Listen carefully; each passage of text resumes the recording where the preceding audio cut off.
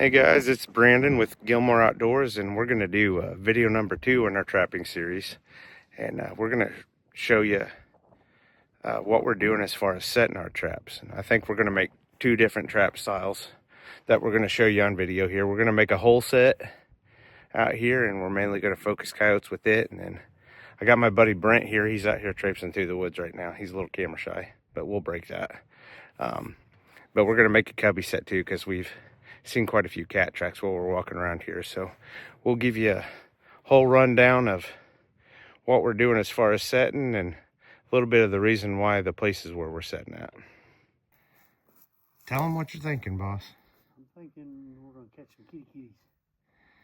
So we got all this stuff around this there's a big old house on this place that I bought. We're expecting the critters and varmints and stuff to be living around some of these piles of stuff, and we're going to set us a cat trap right in here amongst this and kind of use the brush and the stuff to funnel them into it. Yes, sir. I say we put one in here. All right, we're going to put one in here. We'll get the traps and get the stuff, and I'll show you what all we got and what we're doing. All right, guys, so I'm gonna go over what I got here. Brent's got a trap over there, and he's got a bucket there, and I like his plan right there, not having to carry around a foam pad. His bucket lid with a foam lid on it that you can use to kneel on, but in his bucket he's got I got peat moss. peat moss in there, a little bit that you can put underneath the pan to keep the dirt out from underneath the pan. And then he's got a... It's just powder dry. It soaks up water really well, takes water real good, so you can use that to fill right there where your pan's set at. Keep everything just a little bit softer there in case your dirt's real hard. I got my foam pad. We got a digging hammer, a sledgehammer, and then we got a big old rod that we drive with to make our holes in our hole sets. And that's the driver for our earth anchor right there, and it's notched on the bottom to be able to catch the bottom of it. We got a sifting pan. Here, one of my favorite traps. What is it? The Duke 550s. Yep. And the Duke 650s, horse is bigger, and they're my favorite traps. Got the dog latch on them with the night latch. We're using this 550 here because we're really trapping for a cat, so we don't care as big how much as big it is. So yeah. And we've got this place picked out right in here amongst this rubble where we expect something to be coming in here and hunting. And with the cat, we're not quite as worried about the walking trail and all that stuff as getting it in a good spot that kind of funnel them to it, because if you don't have something where they're going to spend a little time at, they may step right around your trap and just move right on. So he's gonna set his trap 2 feet, put the one jaw down, dog over it, and bring the pan up. And then he's put peat moss underneath it. And you can see underpan stuff to keep the peat moss and dirt from going underneath your pan, so he'll set off. That stuff, since they started using that last year, game changer. What's that stuff? That isn't actual peat moss. That's just some... No, it's just underpan. Yeah. I can't remember the exact name of it. And you can see, we talked about this and setting it up. You can see that his pan right now is really angled up, but this pan has got a night latch on it. Yeah. So and you listen and you probably hear it. Whenever it's set to go off, snaps in the, and it is set ready to go off. All right, well, we're gonna start digging out our hole here, and we'll show you the process of that real fast. Oh, another thing that I didn't mention is we got a pair of leather gloves. So we're wearing our leather gloves while we're digging out our hole. And then probably real important is that you're not using those same leather gloves ever, right, Brent, to whenever you go to bait. Yeah. Your bait gloves need to be for bait, or otherwise you're gonna have that bait scent stinks. Yeah, use your bait gloves on your trap. You put that scent over on your trap, and then you're going to run into being dug up. Yeah. The trap will get dug up. They'll Smell it on it. They'll smell it on that trap, and instead of trying to dig in that hole and getting caught in the trap, they're just going to dig the trap right up. All right, so first we're going to establish where we want to put our trap, and since this is a cat trap, we're going to put it probably right in here, don't you think, Brent? Yeah. Then we're going to build up around this and kind of make this a cubby set where he's got to go right there to that pan. And it's not like a coyote where he may spend a lot of time if we don't direct him to that.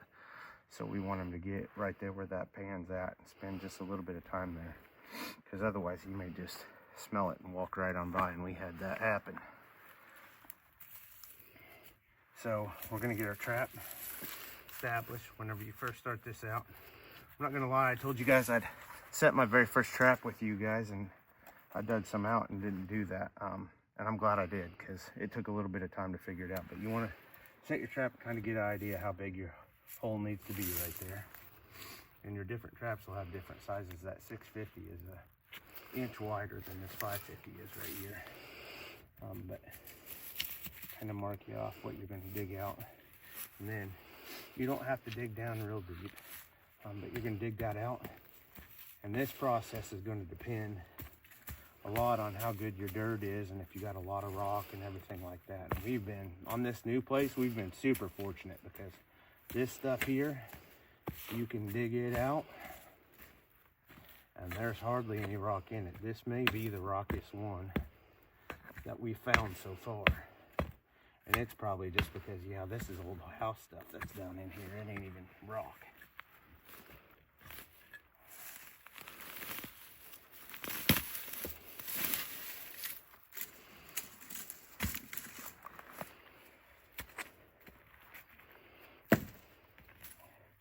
But whenever you're digging this out, this excess dirt, you don't want to just throw it away and slop it away, because you're going to use it in your sift pan whenever you're done, and put that over the top of everything.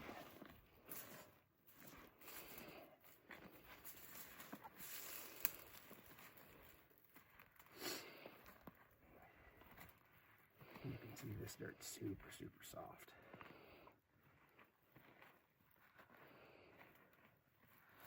Once ever you've dug that out a little bit, you can take your trap and kind of see.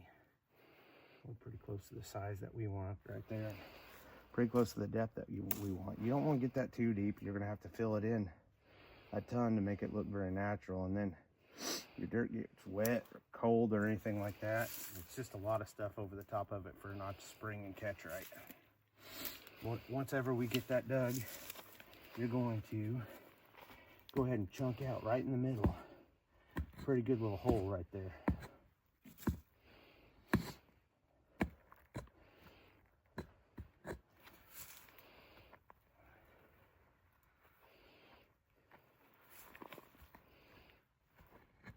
And that hole that you're making right there in the middle is for where your chain, you're going to drive your earth anchor in right down through the middle of that, and then your chain's going to bundle up underneath that. And if you don't do that, it's real hard to get this pan or this trap to sit in there solid, because it's going to sit on top of that chain and it's going to want to rock. And the number one thing that I've read about and that Brent's told me about is that you do not want your pan to move, especially on a coyote set. If they get on that pan and it moves just a little bit, or that trap and it moves just a little bit, instead of going and seeing what's in the hole over there that you've set with the bait in it, they're going to go and hit this trap and dig it up all around it, and they'll just dig the trap right up. So if you have a bunch of traps that are dug up and you're not catching, it's probably not solid in the ground, or you're getting your bait smell on the trap itself. One of those two things. So now that we've done that, we're gonna get our chain wedge scraped over here real close, and we can get that down in there.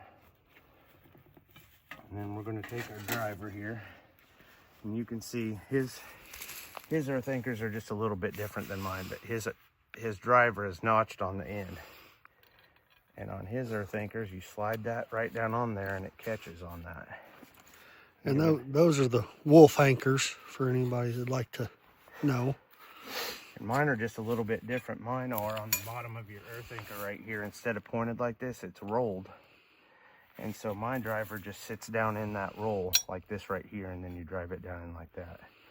And I think Brent's drive a little bit easier, but you got to be careful with Brent's, because if you use this for anything else and gum up or bang up your metal there on the end and your notch, then you're not going to be able to catch this right whenever you're trying to drive. So that's just going to take and slide right down in there like that right there. Then you're going to take that, and when this is your sledgehammer part, take your sledge, start driving that down in. You want to drive that hard as you can get it.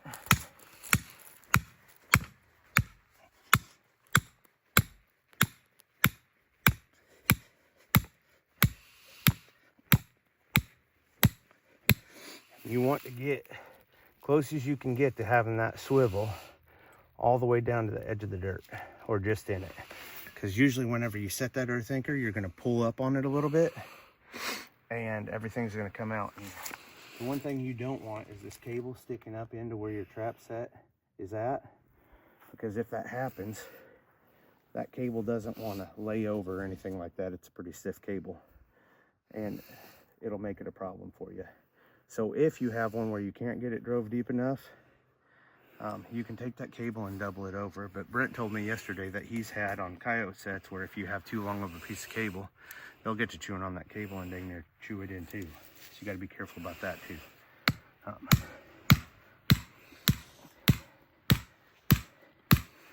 But out of everything, this is probably the most tedious part of your set. You're just driving that down in there, and then this good old dirt. The worst thing that we found is actually being able to get your driver up out of the ground.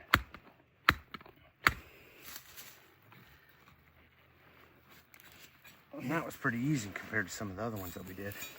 But once you do that, you're going to want to take and get hold of this and pull up on it a little bit and make sure that that earth anchor's set down in there. And then you can see, you see how much that cable came up out whenever I did that? I probably didn't drive that just quite far enough. We're going to take that and double it over. And then as we're getting ready to set this trap, we're going to dangle that chain and let everything fall into that hole right there in the middle. So that's the start of us getting set good. And whenever we're setting this, we want to make sure that this is not going to rock on us at all whenever we're doing it. So we spent a little time doing this before, and I kind of figured out, especially on this good soft dirt, that if you'll take your hammer and knock over here where your ears are at, you can knock that down and then get your digging hammer and kind of hold one side and knock down with the other side, and you'll get it where you don't get much movement in it. And then from there, we're going to take some of our dirt that we've got and start packing around these jaws.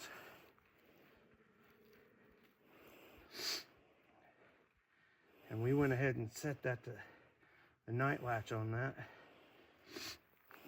But if you're worried about it going off on you, you can leave that day latched on there, and then take your hammerhead and just after you're done getting this part of it done, you can set that and you won't have to worry about catching yourself. I haven't done it yet. It's going to happen, but I haven't done it yet.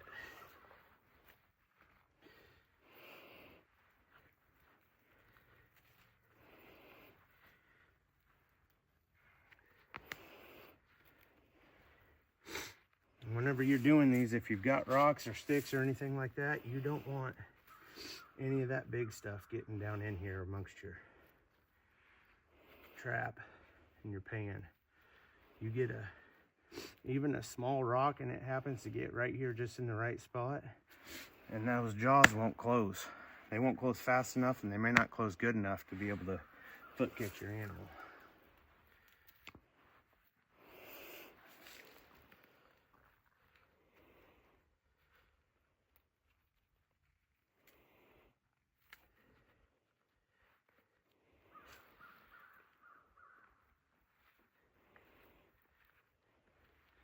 I don't know if you guys can see that or not, but we don't have hardly any movement in that.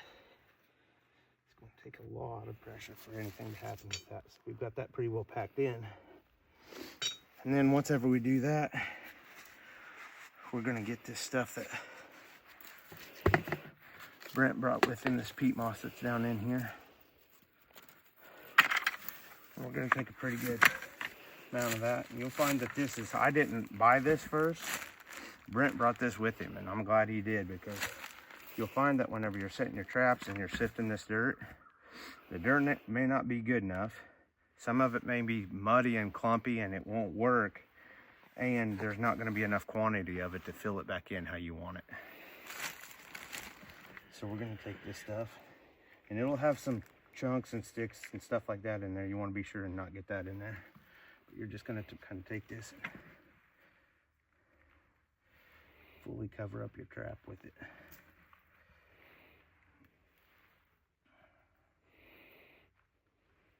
And using the back of your hand, you can kind of smooth that out where all your trap's at.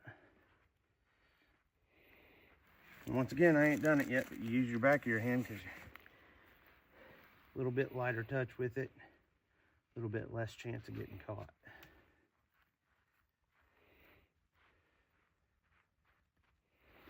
So we get that in there.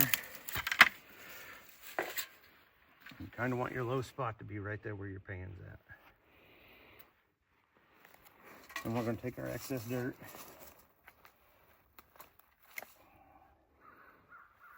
We're going to put it in the sifting pan. And we'll take that and we'll shake it right over the top of our trap set. And this is about a must to have, because otherwise you're not going to get stuff that you don't want on your set.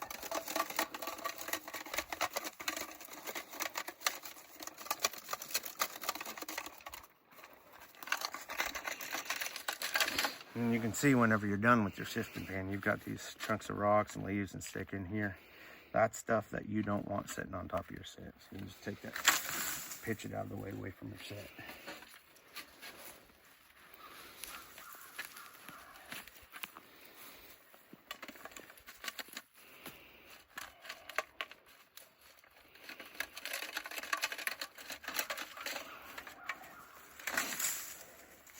And we're going to take that one more time, and we're just kind of going to brush everything away. Open everything up where it's not a real hard edge. And then I usually like to try to get just a little bit more dirt and shake over the top of it, make it just look a little more natural. And that's it for that part of it. Now, our big old driving stake, and we use a different stake for this so that way you don't bang up the end of your earth anchor stake. We're going to take and we're going to find about 9 inches off your pan. So usually just on the edge or just outside the edge of your hole. And you're going to go at an angle with this. And you're going to take your sledgehammer and drive it down in there. Sure nice having this good dirt. We're going to do some of these back at home that we'll show you guys too. And 40 miles difference here make a million miles worth of time and difference, because back home where we actually live at, it's actually called Stone County, and there is a reason why it's like that. This trap set right here, we get them set in what, 10 minutes? Somewhere around there, 10 or 15 minutes? 10 minutes, yeah. Back home, you're digging through rock and it's just a pain in the butt. But we're gonna take that hole and waller out. Pretty good hole right there. Something that they can kind of see into. And that part of that's done. So we're all set with that. We're gonna go ahead and, well, we got our leather gloves on before we go get our bait. We're gonna mound up our stuff and kind of give them a place where they got to come to right here whenever they smell this stuff. And then I'll show you what that looks like whenever we're done with that, and then we'll go get our bait and show you that process. Here, so you can see there's our bait hole right there in the back that he's got that rock right over, and keep him digging from behind it, getting back there. And then it's pretty well just a little funnel right here to the pan. Got 6 piled up on both sides of it. And now we're gonna do the bait processing. I promise you, even if you had leather gloves that you didn't care about, but you were gonna use on a regular, you don't wanna use those for your bait gloves, right, Brent? No. Yeah, half the time you gotta have a pretty strong stomach for this stuff. Yeah. It'll make you lose it. That bait is, I tried to explain it to my wife last night, and if any of you guys have ever catfished or anything like that, that bait that he's got, and he's putting in some hoochie coochie lure right now, that bait is 10 times worse than any catfish bait that you've ever touched. I promise you. It's gag worthy for sure. So we're gonna put that bait down in that hole right there, get it a little ways down in there where they got to dig to it to get to it. I'm going with hoochie coochie and some beaver. Some killer beaver. Killer beaver in there. This is probably the only one that don't smell as bad. Yeah, that killer beaver you could tolerate. I mean, you're not gonna just take it and lick the knife clean, but I actually offered my nephew $100 last night if he'd take a toothpick and lick the end of a toothpick if I stuck it in there. And he refused. He said he wouldn't do it for $1,000 actually. Yeah, don't squirt this little executioner down. Put some executioner on top of it. And then another bait box right there. We have got, where's that at?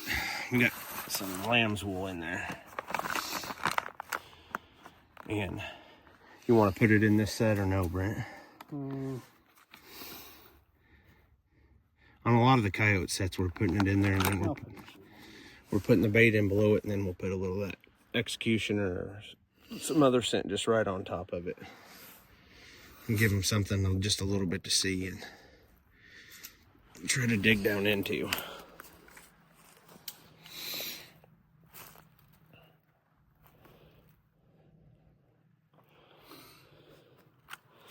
And so once ever we've done that, we're set to go here. Throw this on top of that wool. Just putting that executioner up on top of that. Try to keep your ass crack out of it. Yeah. Makes for good video though. Some Give people, everybody a good laugh. somebody pay OnlyFans for that shit. But we're good on that one. And like Brent said, this is not really actually a cubby set. This is more like a funnel right here, but we've set this for the cats. So we're gonna go and make.